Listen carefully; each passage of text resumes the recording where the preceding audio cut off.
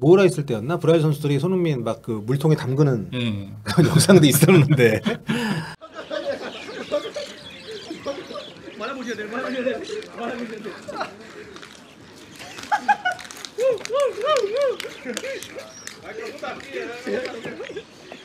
Hey, now it's yeah, let's do it, Brasil. Hey, that's what we do. Ah, sorry.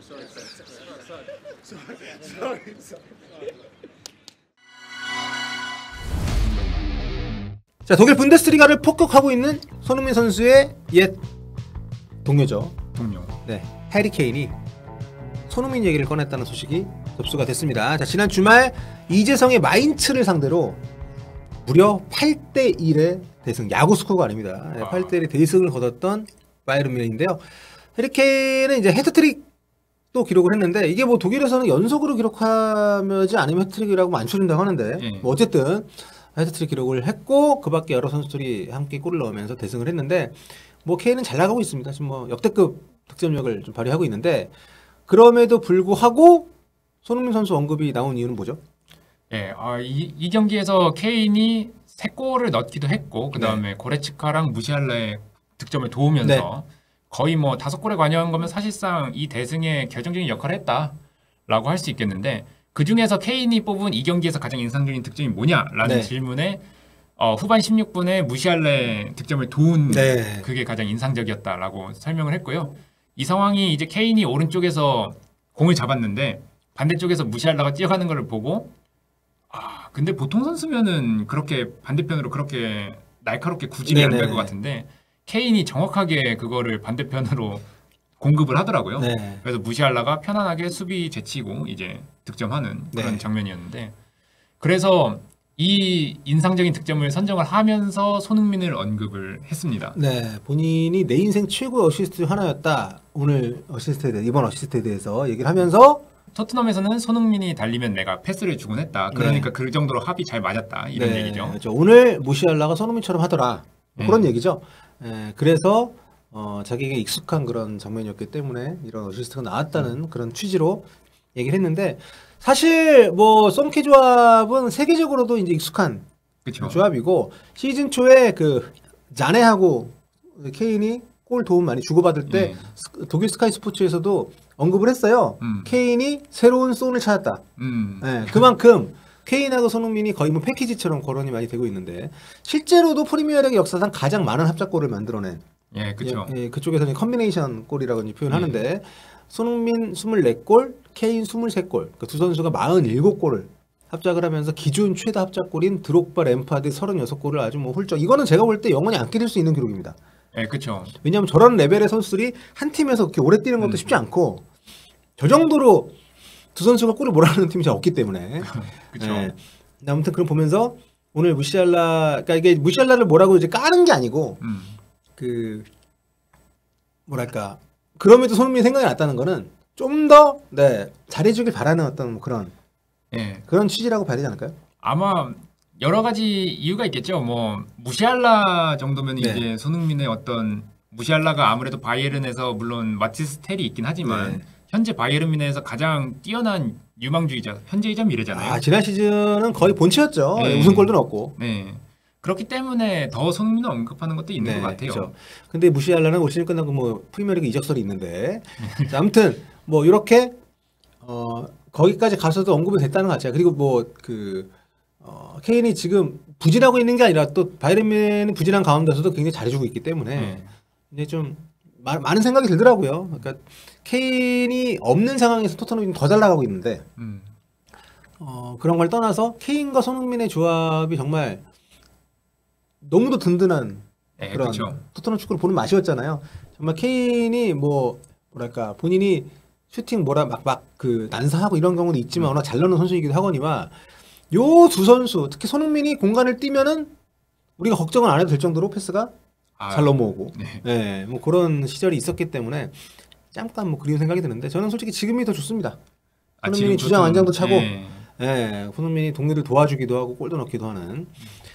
아무튼 케인은 이렇게 언급을 했는데, 지난 주말 손흥민 선수가 이제 1골 2도움 엄청난 활약을 하면서 또 현지에서 굉장한 또 그 스포트라이트를 받았는데, BBC 스포츠가 선정한 BBC 스포츠의 가스크룩스라는 분이 한 20년 넘게 요 팀 오브 더 위크를 뽑고 있는데 6점짜리 경기였고 빌라 원정이었고 이 에메리 감독 커리어에서 홈 최다 골잡이배래요. 예. 아무튼 그런 경기 승리였기 때문에 4명이 포함됐네. 비카리오, 로메로, 손흥민, 메디슨. 예, 그렇죠. 네, 뭐 리버풀 맨시티 빅매치가 있었음에도 불구하고 아스날 선수가 2명, 또 토트넘 선수가 4명이 포함이 됐습니다. 1골 2도움, 네, 손흥민 선수 충분히 당연히 들어가야 되는, 네, 그렇고요. 존슨의 골을 후반 8분에 도왔고 후반 45분 넘어서는 순간에 득점을 했고 그렇죠. 그 이후에는 이제 교체로 들어온 베르너 선수에게 도움을 또 기록을 했습니다. 그런 부분들에 있어서 손흥민 선수가 또 히살리송이 약간 부상으로 빠지면서 최근 네. 2경기를 이제 또 스트라이커로 나선 상황이었는데 그 스트라이커로 나서면서 손흥민 선수는 그렇잖아요. 마냥 이제 득점만 노리는 게 아니라 그 선수들한테 공간을 끊임없이 창출해주고 기회를 창출해주는 역할을 이제 맡는데 이날 2개 도움도 완벽히 그랬습니다. 네, 존슨의 골을 도운 장면이 역습이어서 되게 수비도 많지 않았거든요. 그렇죠. 예. 그런데 이제 자기가 이제 수비를 유인을 하고 수비 뒤로 이제 존슨이 돌아 나가니까 정확히 그 공간 사이로 존슨한테 패스를 줘서 이제 존슨이 완벽한 득점 기회를 맞을 수 있게 돕는 장면. 또 그다음에 베르너 후반 추가 시간에 베르너의 이제 쐐기골을 도운 장면도 마찬가지로 네. 왼쪽에서 자기가 선수들을 끌고 그 사이로 베르너가 공간으로 들어가니까 바로 패스를 줘서 베르너가 마무리를 할 수 있게 만드는 그런 플레이들을 펼치면서 어떻게 보면은 손흥민이 득점왕을 했을 시즌에 해리 케인이 보였던 어떤 그런 플레이랑 약간은 유사했다. 그렇게 또 볼 수 있겠네요. 그러니까 이게 왜 대단하냐면 여기도 보면 가스크룩스가 이제 손흥민 선정하면서 1골 2도움이 모든 걸 말해준다. 또 박스 안에 여우가 될 수도 있다. 하는데 이게 폭스 인 더 박스가 이 프리미어리그 영국 축구계에서 쓰는 이제 관용적인 표현이잖아요. 네. 박스 안에서 그 볼 터치는 많지 않지만 기회가 왔을 때 공간을 만들어내고 득점을 하는 그쵸. 이런 포처 스타일의. 근데 손흥민 선수에게 이런 표현이 굉장히 좀 극찬이라고 생각하는 건 뭐냐면 손흥민은 세계적으로 어쨌든 윙어로 월클이 된 선수잖아요. 그렇죠. 그런데 해리 케인이 떠나고 나서 그래서 많은 사람들이 한 시즌에 30골 넣는 선수가 없어졌기 때문에 이 팀 망했다 할 때도 포스테코글루 감독이 손흥민 선수를 톱으로 세우면서 이게 윙어 출신의 톱들은 손흥민처럼 이런 플레이를 잘 안 합니다. 네. 보통은 이제 사이드에 빠져 있다가 들어와서 그러니까 앙리가 대표적이죠. 네. 네, 그런 식의 플레이들을 하고 물론 포스트 플레이 아예 안 하는 것은 아니지만 그런 어떤 뭐랄까요 습관적인 움직임들이 있는데 손흥민 선수는 그런 게 없어. 톱에 왔을 때는 확실히 톱의 역할을 하고 특히 케인이 있을 때 케인이 없는 경기들에서 톱으로 나왔을 때랑 또 다르게 최근에 보면은 얘기하신 것처럼 동료들이 움직임을 굉장히 잘 살려주고 본인이 수비진들을 약간 좀 저는 약간 공갈 움직임이라고 표현을 하는데 공이 없을 때에도 이렇게 약간 페이크를 써가지고 수비진들을 유인을 해서 공간을 만든다든가 그렇죠. 이런 식의 움직임들을 굉장히 잘해주고 있거든요. 또 이날도 그러니까 물론 공격수라면은 책임을 갖고 골을 넣어야 된다고 할 수 있지만 손흥민 선수는 어떻게든 좀 더 좋은 위치에 있는 동료들에게 기회를 만들어주려고 그러니까 이런 여러 가지들이 정말 축구 도사라는 표현을 우리끼리 좀 하잖아요. 그런 말이 과하지 않다라는 생각이 들 정도의 스트라이커로서의 모습을 보여주고 있어서 굉장히 좀 대단하고 그런 것들이 이제 이런 이 가스크룩스가 굉장히 보수적인 사람이거든요. 네. 한국 선수를 잘 안 뽑습니다. 옛날에 박지성 선수가 막 잘하고 이럴 때도 잘 안 뽑아가. 제가 그래가지고 이분 이름을 기억하는 거예요. 아무튼 이분이 굉장히 좀 뭐랄까 이런 선수들 뽑는 데 있어서 조심스럽고 보수적인 사람인데 이런 표현을 한다는 것 자체가 저는 굉장히 이번 경기 활약에 대해서 현지의 반응이 어떤지에 대한 바로미터로 여겨져서 더 좀 기쁘게 느껴지는데 네, 게다가 이 뽑힌 선수들이 손흥민, 메디슨, 로메로 다 주장단이고 네. 거기에 이제 그러네. 골문을 지키는 비카리오까지 네. 해서 뽑혔다는 것도 이번 시즌에 굉장히 포스테코글루 감독이 팀을 잘 조직했다라는 그렇죠. 걸 어느 정도 상징하는 그런 선정이라고 할 수 있겠습니다. 그렇습니다. 데일리 메일보다 BBC가 훨씬 더 준수한 언론이라는 것을 좀 보여주는 사례가 아닌가 뭐 이런 생각도 들고요. 자, 뭐 이 경기 워낙 중요한 경기 승리였기 때문에 많은 보도들이 나오고 있는데 아무튼 손흥민 선수도 최근에 그 이브닝 스탠다드하고 좀 인터뷰를 좀 하면서 완벽한 선수가 되고 싶다 뭐 이런 얘기를 했다고요. 예. 그렇죠. 뭐 이번 시즌에 또 토트넘 팬들이 그 토트넘 경기를 보는 즐거움 중 하나가 그러니까 경기가 즐거운 것뿐만이 아니라 경기 전후로 해서 감독과 주장이 워낙 인터뷰를 잘하니까 그렇죠. 그 부분에서 또 즐거움을 느끼시는 것 같은데 또 손흥민 선수가 이번에 또 경기가 끝나고 진행된 인터뷰에서 토트넘 내가 지금 잘하는 게 내 덕이 아니라 토트넘의 모든 사람들이 나를 돕고 있다. 뭐 그게 사실 네. 축구라는 스포츠에서는 틀린 말은 아니지만 너무 겸손해. 네. 특히 그 감독과 코치진들에게 이제 기여를 돌리면서 포스테코글로 감독은 나를 더 나은 선수로 만든다. 네. 이렇게 인터뷰를 했습니다. 그러면서 한 말이 이제 토트넘에서 포스테코글로의 완벽한 선수가 되고 싶다. 네. 이런 표현을 하면서 또 감독을 치켜 세우는 네. 그런 인터뷰를 했습니다. 그렇습니다. 그리고 이제 에메르송 로얄의 증언이 또 화제가 되는데 손흥민이 브라질 선수라고 얘기할 때는 포르투갈어로 하려고 하고, 네, 스페인 선수라고 할 때는 또 스페인어로, 또 아르헨티나 선수들도 있으니까 스페인어로 하려고 한다. 정말 진정한 캡틴이다. 이런 얘기를 했다고 하는데 그런 노력들이 이게 참 여러분들도 아실 겁니다. 외국 사람들이 보통은 이제 자기 나라 말이라 외국말 영어를 하잖아요. 그렇죠. 근데 어떻게든 우리 봤을 때 한국말 써주려고 하면 되게 반갑고 고맙거든. 뭐 그쵸. 유명한 사람들이 와가지고 안녕하세요 한마디만 해도 되게 정겹잖아요. 근데 그런 거꾸로 봤을 때 얼마나 쟤들이 자기들보다 훨씬 클래스가 높고 주장인 사람인데 와가지고 더듬더듬하면서 이렇게 외국말로 말 걸고 하면 얼마나 마음이 가겠습니까? 저도 굉장히 좀 인상적인 증언이었는데 거기다가 브라질리언 같다. 자존감이나 삶의 방식이 그렇다. 뭐 이런 얘기. 그러니까 맞춤형으로 이렇게 좀 대해주는 것 같아. 사르한테는 막 장난도 막 치고. 그죠. 네, 이번에도 그 에스턴 빌라전 대기하고 있을 때 상대팀에 랑글레가 있었거든요. 랑글레한테 가서 엉덩이를 뻥 차더라고. 발로. 네, 뭐 그런 모습들. 그러니까 뭐 어떤 맞춤형. 이게 무슨 뭐 준비하고 외워가지고 하는 게 아니라 이렇게 맞춤형으로 서로 이렇게 친분을 느끼게 해주는 그런 방식들이 참 진정한 스타로서 또 리더로서의 모습이 아닌가. 히샬리송도 좀 비슷한 재미있는 얘기를 했네요. 네. 예, 그렇죠. 아까 했던 말에 약간 첨언을 하자면 이제 에메르송이 손흥민이 브라질리언 같다는 말을 처음 한 게 아니잖아요. 네, 그렇죠. 이전에도 계속 했던 걸 보면은 손흥민이 뭐 보여주는 식으로 뭐 포르투갈어를 하고 막 이런 게 아니라 실제로 선수들한테 그렇게 나가려고 노력하는 게 또 이런 어떤 브라질리언이라는 단어 선택을 지속적으로 하는 거에서 좀 드러나는 것 같고요. 전에 그 모라 있을 때였나 브라질 선수들이 손흥민 막 그 물통에 담그는 그런 영상도 있었는데.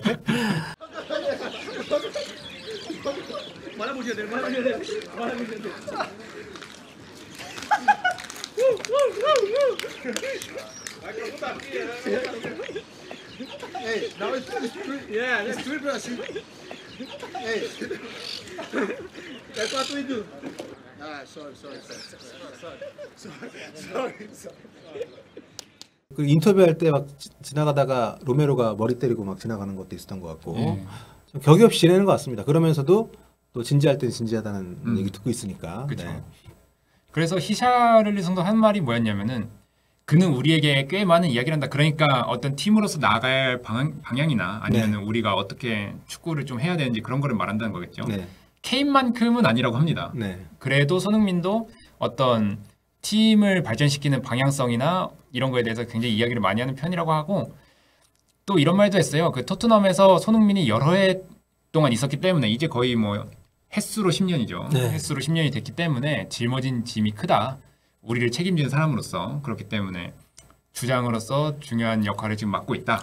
이런 인터뷰를 했습니다. 거의 벤 데비스와 함께 팀 내 뭐 거의 최애 장기 근속자 중에 한 명이기도 하고 캡틴이기도 하고 실력적으로도 지금 뭐 여전히 팀에서는 압도적인 지금 리더이기 때문에 그런 어떤 영향력을 긍정적으로 좀 계속 팀 내에서 유지하고 있다는 거 보여주고 있고 또 팀 분위기가 어쨌든 좀 좋으니까요.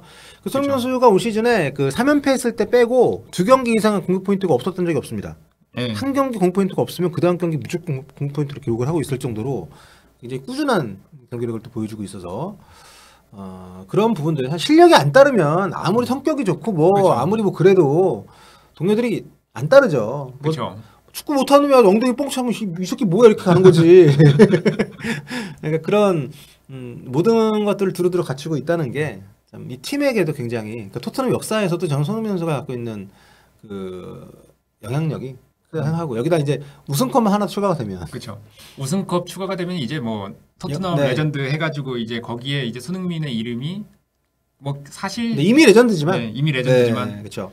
이미 득점도 토트넘 역사를 통틀어 가지고 지금 그 5위권이고 그리고 프리미어리그 시대에 들어서 이제 어시스트 기록을 한 지가 그렇게 오래되지 않기 때문에 산정을 한 지가 프리미어리그 시대에 어시스트를 60개 이상 기록한 선수가 3명인가 토트넘에 앤더튼, 에릭센, 그다음에 네, 손흥민인 걸로 알고 있는데 여러 가지 대단한 선수고 올 시즌은 진짜 득점왕만이 아니라 도움왕도 가능할 것 같아요. 예, 근데 네. 득점이나 도움이나 지금 좀 무시무시한 선수들이 좀 있어가지고. 네, 근데 그러니까 수치 차가 크게 나진 않으니까 생각보다 예. 뭐 지금 순위를 간단히 좀 보면 뭐 사실 득점왕은 이미 했기 때문에 저는 뭐 여기에 뭐 크게 뭐 집착하진 않습니다만 득점은 1위 홀란하고 지금 4골 차고요. 어시스트는 1위 그룹이랑 2개 차밖에 안 납니다. 예, 그렇기 때문에 충분히 뭐 득점왕도 뭐 손에 잡힐 수 있는 위치이기도 하고 11경기 남았으니까 예. 어시스트는 가능은 한데 이게 참 동료들이 잘 넣어줘야 되니까. 그렇죠. 예. 이 부분 근데 어시스트 순위가 굉장히 지금 치열해요. 10개 3명, 9개 2명, 8개가 지금 5명. 예. 굉장히 치열하기 때문에 굉장히 흥미로운 시즌이고 손흥민 선수의 또 다른 역대급 시즌이 이렇게 또 무르익어 가고 있습니다.